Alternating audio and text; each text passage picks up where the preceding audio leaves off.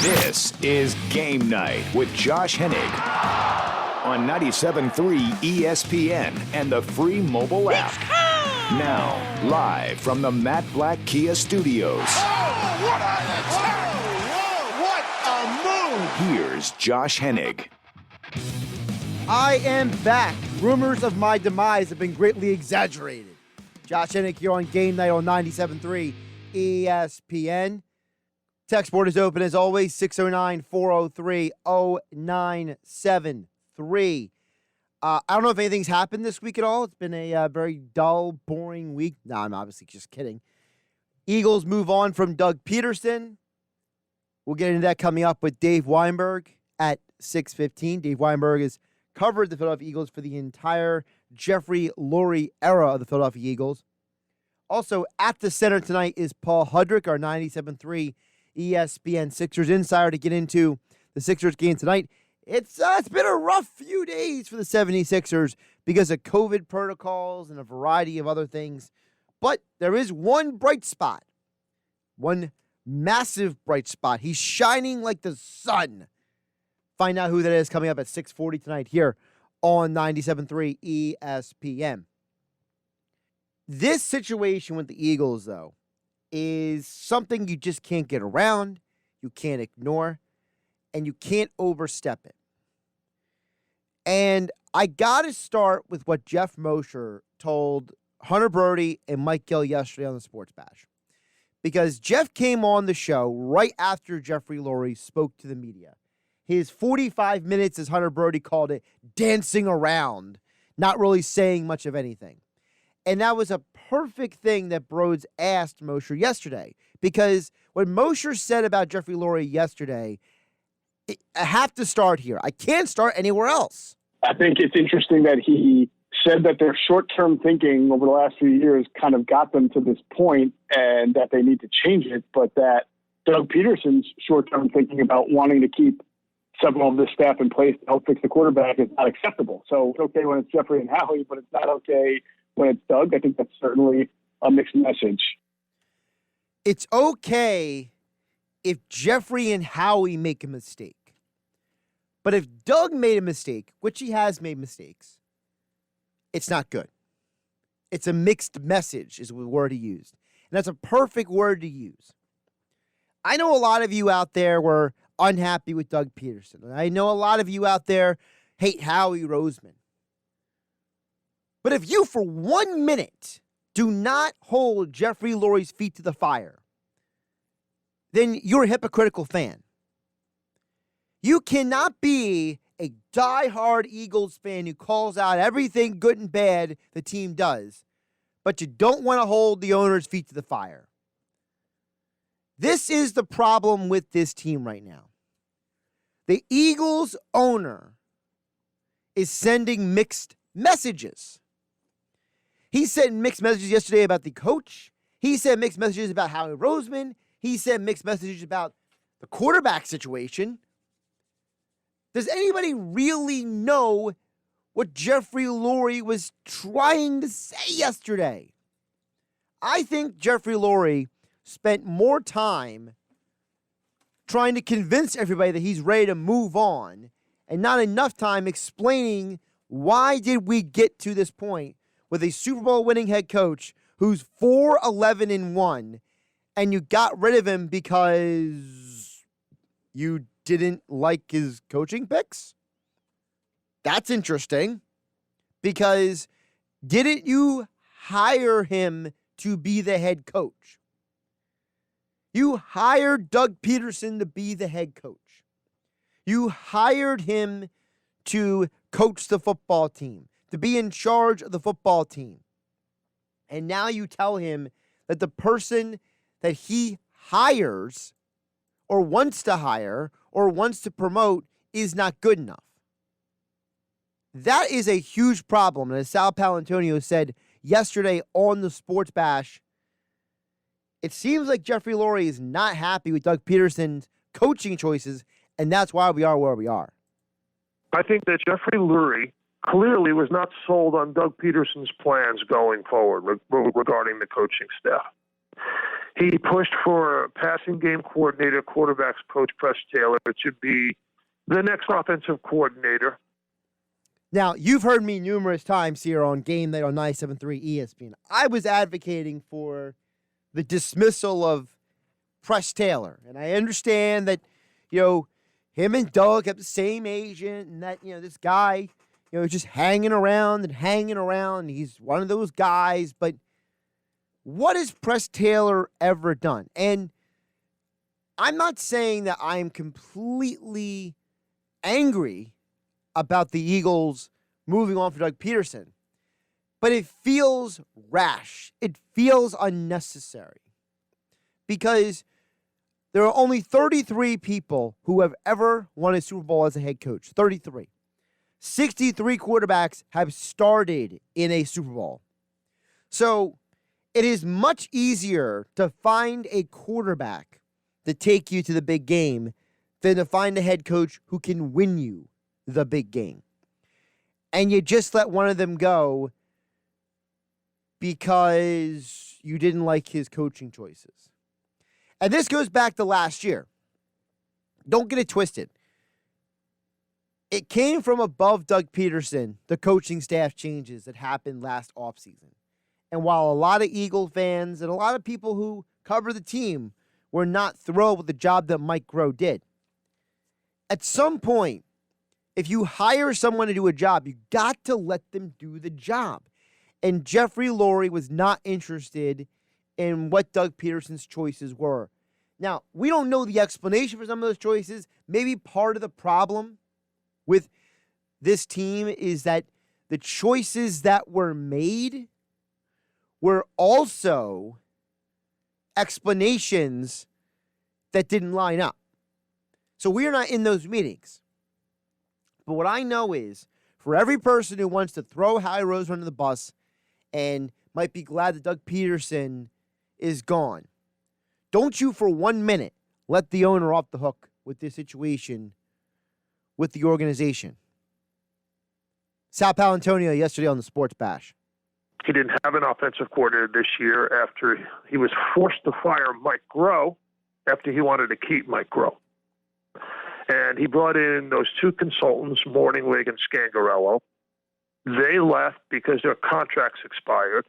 And if you read very clearly the comments of Doug Pederson in the final press conference, he said, I want to have more control over how things go here. So there was obviously a little bit of a power struggle. A little bit of a power struggle. That's what happened here in Philadelphia. There was a power struggle over who was going to dictate what in the organization. And at the end of the day, Jeffrey Lurie owns the team. And he made a decision that he was unhappy with the direction that his Super Bowl winning head coach is going in.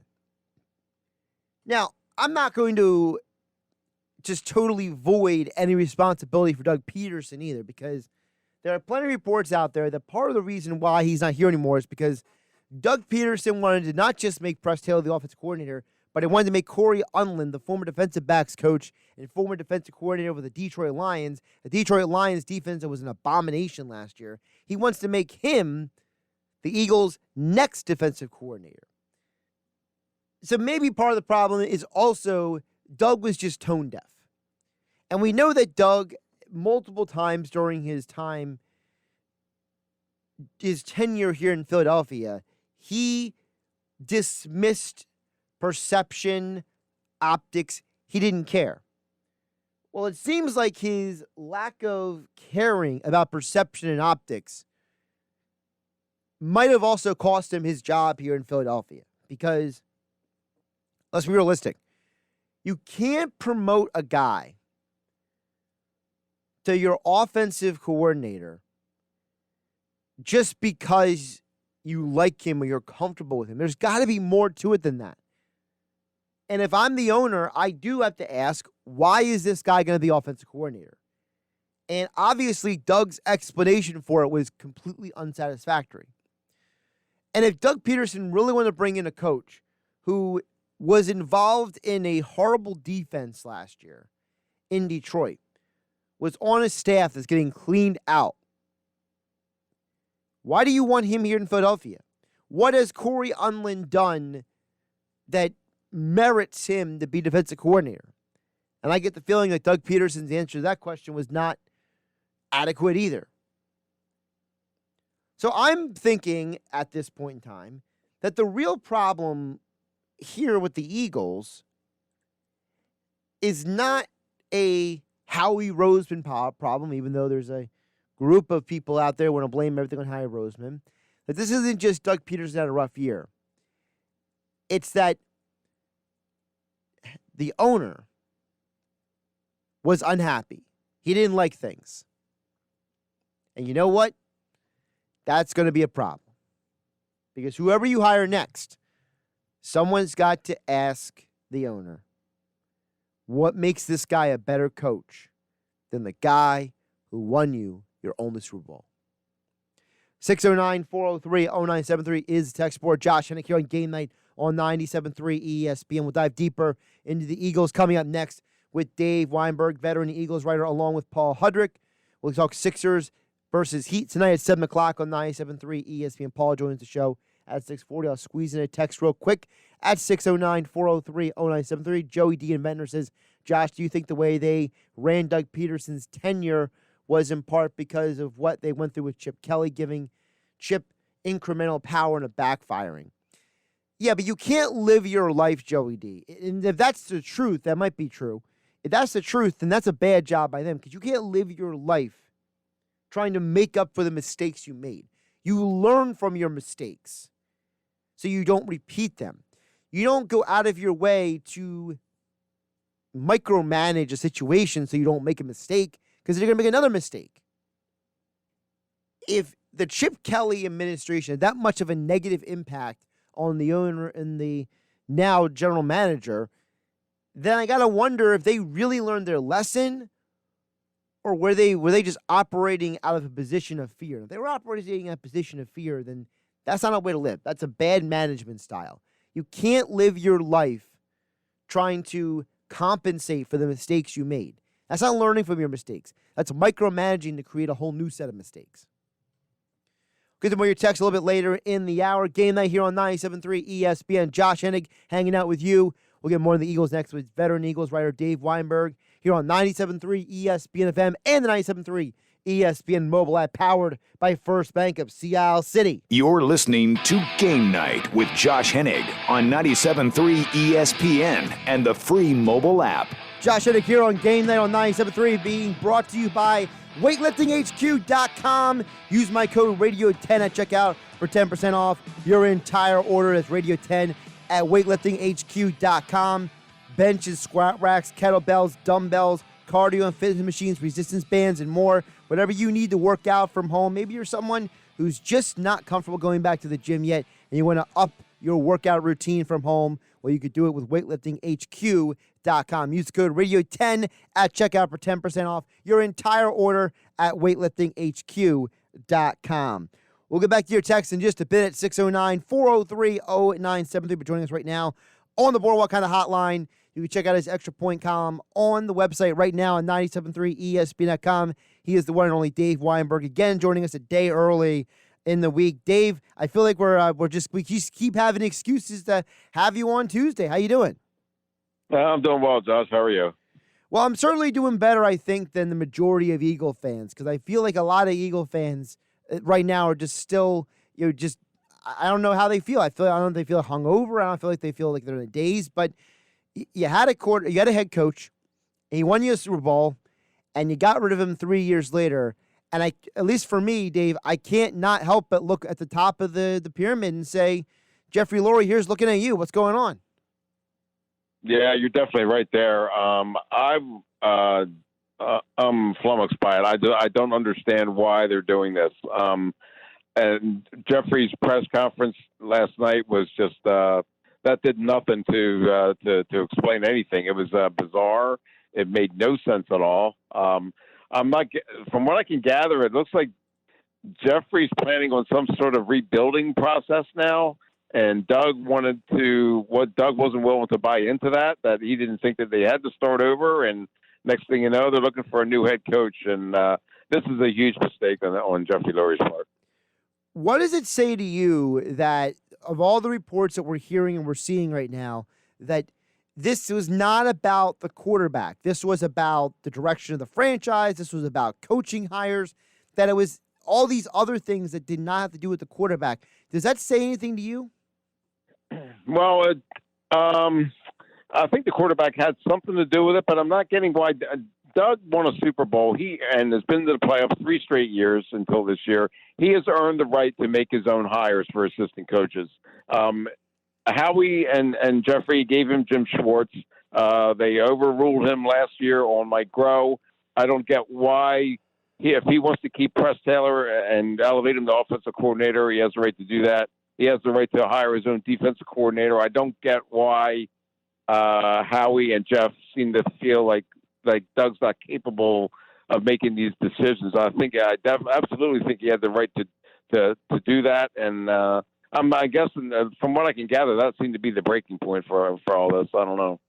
Yeah, Dave, and I'm with you on that. I don't understand that. You should give the guy at least one more year, because I know he has 2 more years left on his contract. You don't want to be a dead duck at the end there, but at least give him 2021. At least give him a chance to show you, say, Doug, you want to go out on your own terms.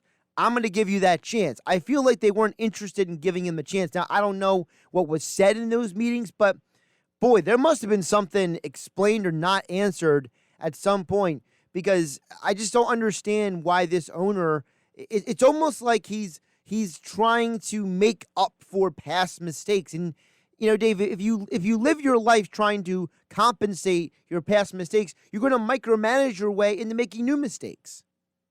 Yeah, I don't understand. Like, what mistake did Doug make that warrants him getting tossed to the curb? Right. I mean, this was a different, unique season in terms of the pandemic and the injuries, and Doug himself had COVID, and it seemed just like as recently as last week. However, Doug and Howie appeared together on a teleconference, and judging by their statements and the questions, you were led to believe that both of those guys were going to be back, and they were going to work together to try and fix what was wrong this year, and try and find a way to repair the relationship with Carson, which is ludicrous to me, but that's another story, I guess. But and then all of a sudden, Jeffrey needs to see him in South Florida and makes him grovel for his job, which is ridiculous to me.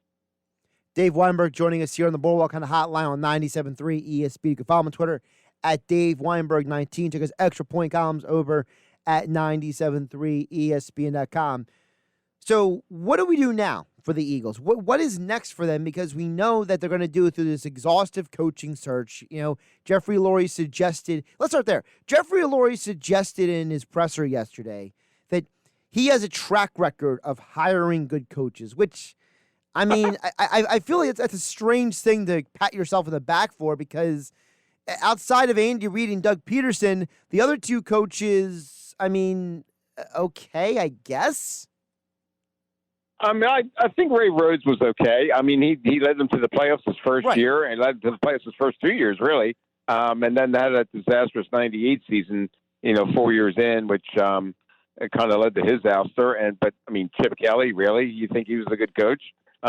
Maybe he was a good coach, but he was an absolutely horrible talent evaluator, and you're the one that gave him that power, so that's on you. Yeah, I just don't understand this idea that, it's almost like the Eagles are still holding on to Andy Reid as this, see, we found Andy Reid. And I just kind of feel like that's a little tone deaf. And I guess that's part of the norm for the Eagles, right? They don't care about perception. They don't care about optics. As you mentioned to me last week, they want to control the narrative, and it feels like they're really going a little extra heavy on the sauce for the spin here. Yeah, and they really can't claim that they found Doug Pederson. I mean, he was like their fifth choice when he got the job after a bunch of other guys had turned him down. It turned out to be the right choice, but Jeffrey certainly can't claim credit for that. And yeah, they seem to be I don't know, their heads are stuck in the sand or something. I don't know what it is, but they certainly have a different viewpoint on things than the majority of people. Now, we mentioned about the quarterback a little earlier. The owner, Jeffrey Lurie, said yesterday that he described Carson Wentz as an asset before he mentioned that he was an elite talent. it almost sounds like the Eagles themselves are not exactly committed to Wentz 100% moving forward to me.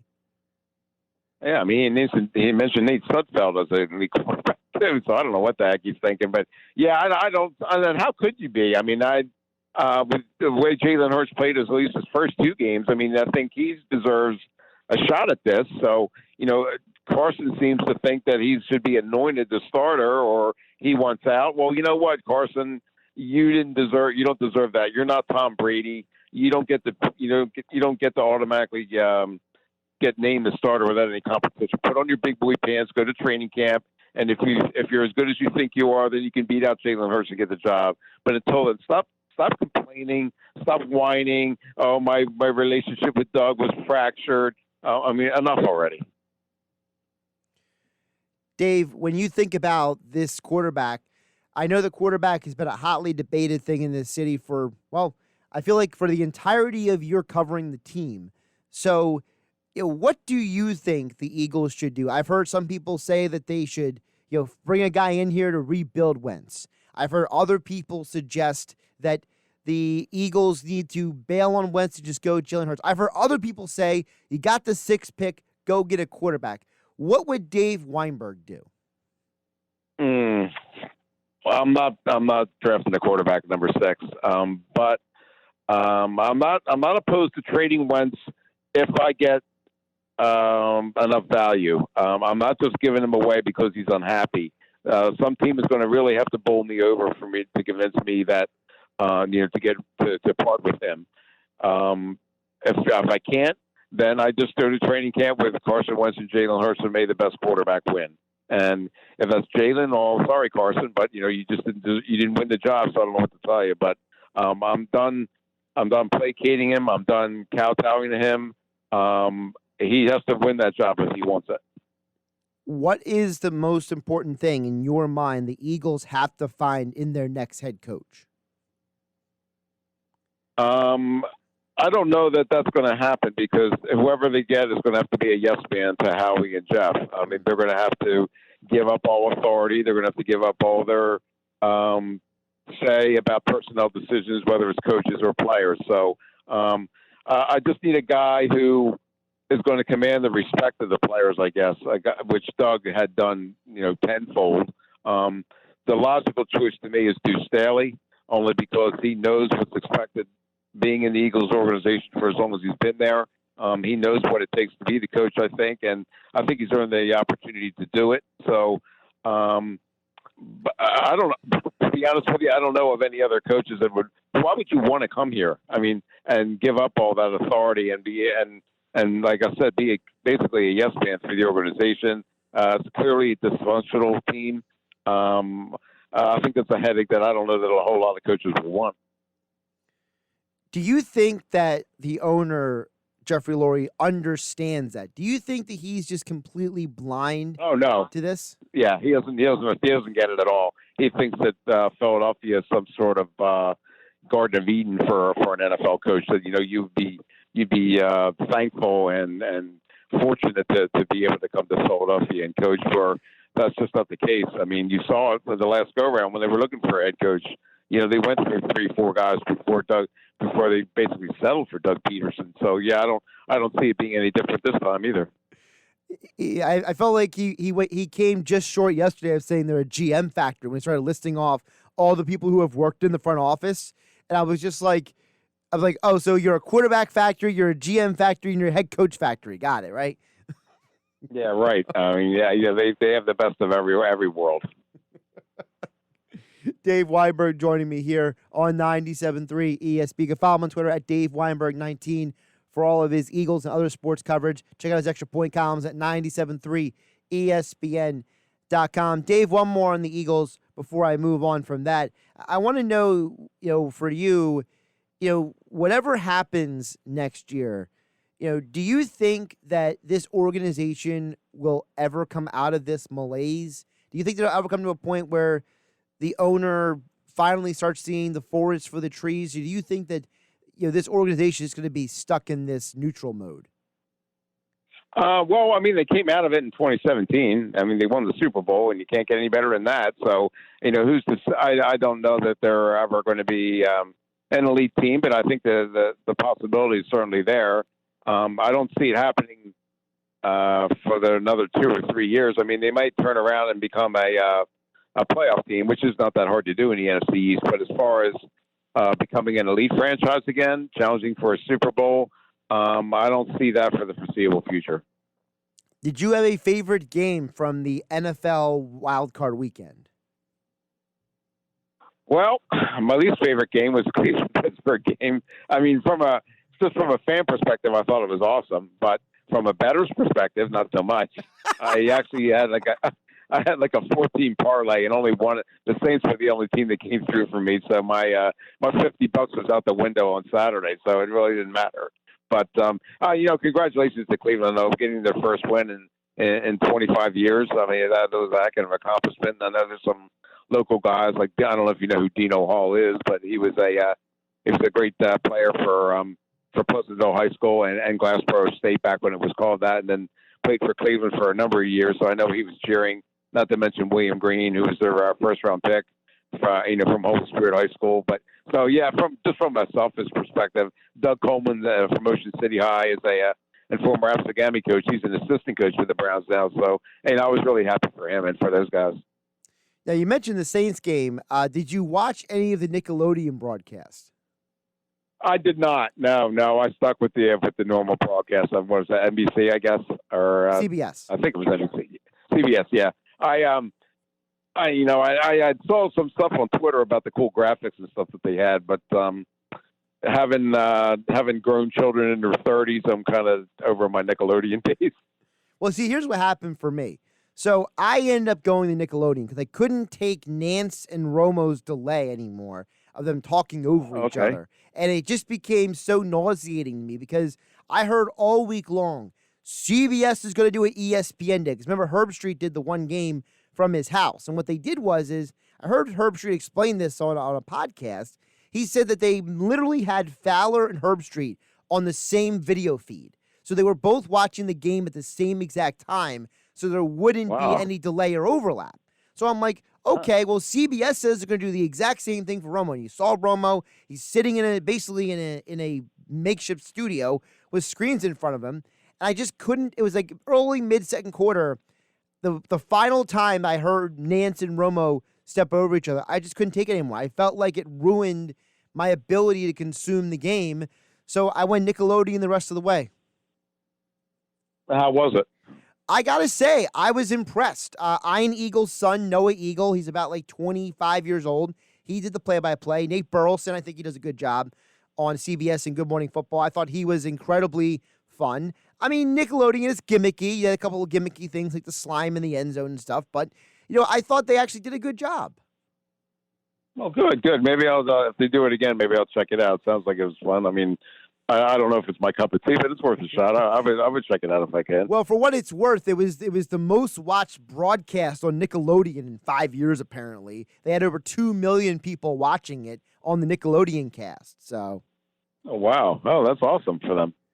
So at least we know something was, yeah, I don't know about you, but for me, I never hate the broadcasters. I'm not the guy who gets up and says that broadcaster is horrible per se. No, me either. But I just want the broadcast to go smoothly. And for me, I just can't handle, I mean, I feel like we're what, January 12th today. We've been dealing with this COVID thing for 9, 10, 11 months or whatever it is. You couldn't figure out the technical aspect enough to not stumble over each other? Yeah, I feel. Yeah, I understand. Yeah, it's I'm one of those guys. I'm like you. I'm one of those guys who really doesn't pay all that much attention. But when it gets to be a distraction, then yeah, I can certainly understand that. Yep. Do you have a favorite game coming up this upcoming weekend with the divisional round?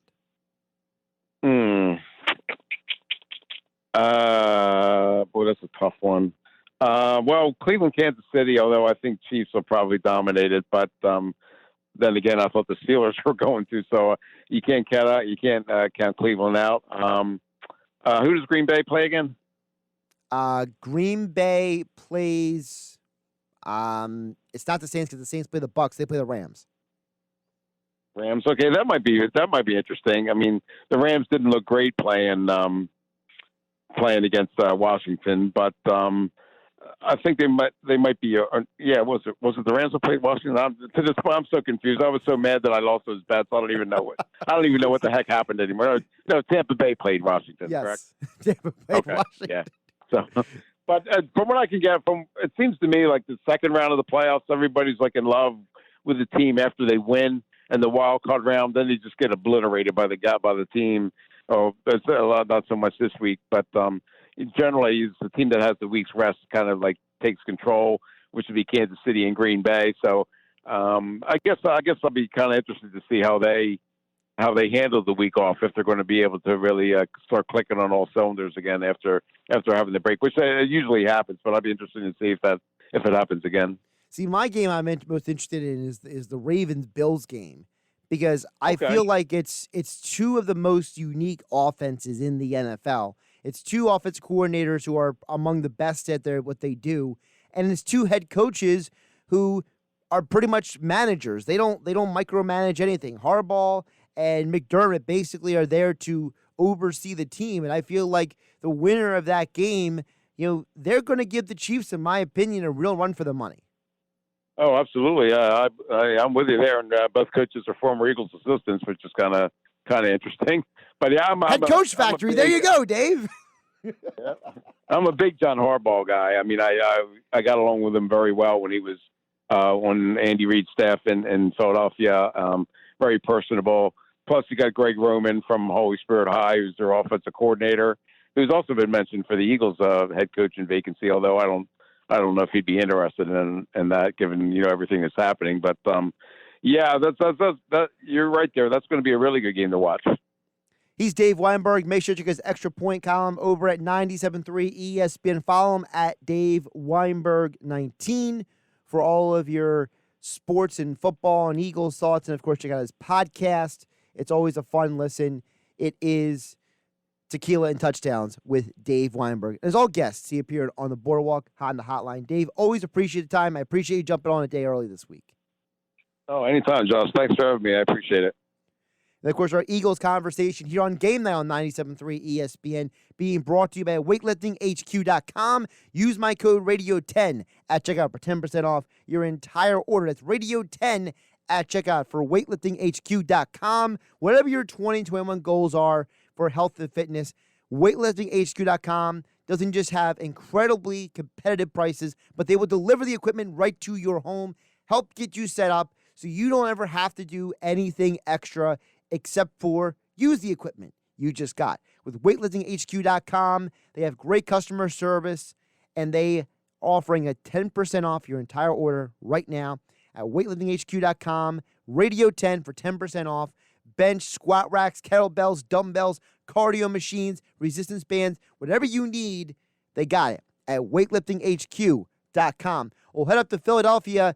Paul Hudrick covers the Sixers for us at 97.3 ESPN.com. We'll get in touch with him to find out what's going on with the Sixers and Heat tonight on 97.3 ESPN. And, of course, 97.3 ESPN mobile app powered by First Bank of Seattle City. Now, more Game Night with Josh Hennig on 97.3 ESPN and the free mobile app. Coming up at 7 o'clock, Sixers versus Heat here on 97.3 ESPN. Joining us right now, up at the center right now on the Boardwalk on the Hotline. He's our Sixers insider over at 97.3 ESPN.com. Follow him on Twitter at Paul Hudrick for all your Sixers and NBA coverage. Joins us now on Game Night on 97.3 ESPN. Paul, how's it going up there? It's going good, Josh. How are you, man? I'm doing all right. So it's been an interesting last several days for the Sixers. I feel like this team has found new and creative ways to make all of us spin our heads in a circle. And while it feels like at least they're going to have a more of a normal team tonight in some ways, because they're going to have more players available by one, I believe, than the Heat.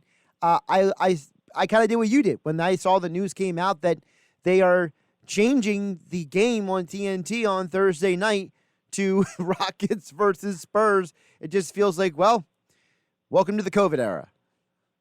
Yeah, I mean, this is like the NBA acknowledging, hey, we're putting out a pretty crappy product with all these players out. So, You know what I mean? So we're taking it off national TV, but it's like, to me, shouldn't we be getting to the root of the problem, which is maybe, I know they put out a bunch of new protocols today and a bunch of new things, but to me it all seems like kind of putting a Band-Aid on a broken ankle, kind of. I mean, it's just, I don't think guys not slapping 5 after free throws, I'm not sure that's really going to do much to kind of slow this thing down. I don't know what's got to happen, but I just know it's got to be better, Josh. I just, like you said, we're about to play this game right now. You have the Sixers have 10 players, the Heat have 8. That's not you can't. It's not realistic to ask these guys to do this. It's not realistic to ask these coaches to coach in this environment. And like what Doc Rivers has said to us multiple times, and I agree, is yes, like COVID, that's the most serious thing. That's number one. But now the issue is when you're playing only 8 players, you're killing those guys. They're playing NBA 40 minutes a night in an NBA game. That is not healthy, especially this early in the season when guys haven't even really got off the ground yet. And then to ask some of these guys to play 40 plus minutes, it's not a fair ask. So, and then so for a couple of reasons, I mean, one, that hurts the product because the games aren't as good, aren't as competitive.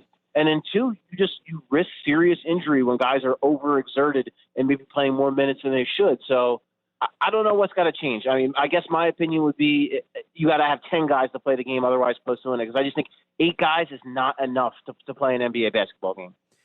And let me ask you this, and I don't profess to be an expert on this, so you can tell me a little bit more. Does the NBA just kind of ignore what other sports have done? Like, in the NFL, they have the practice squad, and if they need people, they just call them up so they have a full roster. They did the same thing in baseball, where they had those taxi minor league squads, where if they ever didn't have a body, they just called somebody in. Is there a reason why the NBA chose not to do that? Yeah, I mean, it's a little tricky because you have to keep in mind that, like, the G League isn't necessarily, like, yes, the Blue Coats are the Sixers affiliate, but it's not like a minor league system. It doesn't really work that way. You would have to clear off a roster spot to get a guy on that. They do have the two-ways, obviously. That adds, you have the 15 standard NBA contracts, and you have the two-way players for the Sixers who are going to split time whenever that comes about in Delaware, although they've needed both Dakota Mathias and Paul Reed so far, and I would imagine they're going to need him again tonight. But, yeah, I guess it's just a little bit more complicated, and it's just like Doc Rivers was actually asked specifically about this, like possibly – and it's something that has been thrown around, possibly expanding rosters. But then the issue is it's not like football where it's 11 guys on defense, 11 guys on offense. This is 5-on-5, and you're really – like you're diluting the product if you're signing guys. Like think about, like, you already have all these guys signed as your 16th and 17th men as two-way players. If you include an 18th and a 19th spot, those guys are not NBA, quite frankly, just not NBA basketball players. And not only that, a lot of guys already have contracts overseas. They're not going to come back over to be an emergency player on an NBA roster right now, although it looks like maybe you would still have the chance to get minutes considering how it seems to be spreading around the league. But yeah, I just think I tend to agree with Doc Rivers that expanding the rosters, it just dilutes the product. And yeah, you'll have enough players to field an appropriate team, but at the same time, it's just really, it waters down the product in a big way to me. Paul Hudrick joining us here on Game Night on 97.3 ESPN. You can follow him on Twitter at Paul Hudrick. Sixers versus Heat coming up top of the hour right here on 97.3 ESPN. Paul, despite everything that's going on for the last few days, from everything that happened in Brooklyn to the Nuggets game on Saturday, which I think a lot of people are still surprised actually got played, to the game last night, I feel like there's one good thing that's come out of all this. The presence of Tyrese Maxey is one of the most, I think, intoxicating things to watch on a basketball court right now. This guy is shining as bright as the sun right now. He literally is the big bright spot for this team to me. 100%. And I there's no secret. I love the pick when they made it. I thought he 100% should have been a lottery pick player. And even with all that said, he's even exceeded my expectations. This guy just turned 20 years old. A 20-year-old rookie playing this role in this team is just and listen, he already had a role even before this all happened. And now guess what? He's earning a bigger one the way this has gone. And the biggest thing I like about him and for this team is he just has the skill set that no one else has. His ability to create off the dribble, his ability to play off ball screens and in that ridiculous floater package and the way he finishes around the rim. when is the last time the Sixers had a guard that can do that? I mean, they just really haven't had one, especially not in the Joel Embiid, Ben Simmons era. We haven't seen really any player like him that can do that. And then you add, a guy he hasn't played, but a guy like Shake Milton. You have those two as kind of your young, promising backcourt, two guards that can both play the way they can. And I think they're both huge assets for the Sixers going forward as players because, like I mentioned, they can do things that other guys on this roster can't, and they need. And that's why I think Tyrese Maxey, like I said, he already had a role. He's only helping himself by what he's doing. And we saw, speaking of the Heat, and they're going to have Tyler Hero, who's going to play a lot of minutes tonight, and they're going to rely on him in a big way. And you saw what he did as a 20-year-old rookie, helping that team get to the NBA Finals. So I don't see any reason why Tyrese Maxey can't fill that same kind of void that Hero felt with the Heat last year and really play a big role going forward. What stands out to you also about how he's being used? Because I feel like, I know he's partly playing on necessity, but when I watch him, there's definitely a little bit of his game that kind of does remind me of what we saw from Doc Rivers' previous guards. It was Lou Williams and Jamal Crawford with the Clippers. It was, a little bit of Rondo with him in terms of the penetration, right, with the Celtics. A little Darryl Armstrong in terms of the way he controls the floor. I feel like there's a little elements of Doc's previous small guards like him that we're seeing. Yeah, there's definitely some of that there. What I would say that the one thing that I think Tyrese Maxey has over those guys, and you saw a little bit of it last night against Atlanta, is I think he's got a shot to be a pretty damn good defender. He's got long arms. He's active. He's really willing on that end. And I think that could be the thing, like when you look at his projection for his career, not saying this season, not even saying next season, but for the projection long-term of his career, why I think he could be a starting NBA guard is because I think he's going to be able to defend, and he's going to be able to defend at a high level. And I've made this comparison. It's not apples for apples, but I think like in terms of role and in types of ceiling, I see a lot of Drew Holiday in the sense that I think he could be a two-way combo guard that can score a little bit, that can just kind of do a little bit of everything and do it well. So I could see him turning into that kind of player. And so I think, I think with no disrespect to Lou Williams or Jamal Crawford, who were two of the best six men we've ever seen, I think we're selling Maxey short by talking about him as kind of like a bench guy. Because I think eventually this guy is a starting caliber NBA guard down the road. Now, if he's a starting caliber guard, how would that fit in with the Sixers' long-term plans? Because I'm not personally sold on the idea of Ben Simmons as a pure point guard. I think he's more of I think he's closer in his skill set to Giannis than he is an actual point guard. I don't know if they want to play Danny Green forever as a secondary ball handler. Seth Curry's solid, but he's out with the COVID situation right now. So what do you think Maxey's fit in with this team is moving forward once everybody comes back? Yeah, and so I actually asked Doc about that pregame, about the idea of, tonight, him and Ben Simmons are both going to have to play a lot of minutes, and there's going to be some overlap where they're going to play together.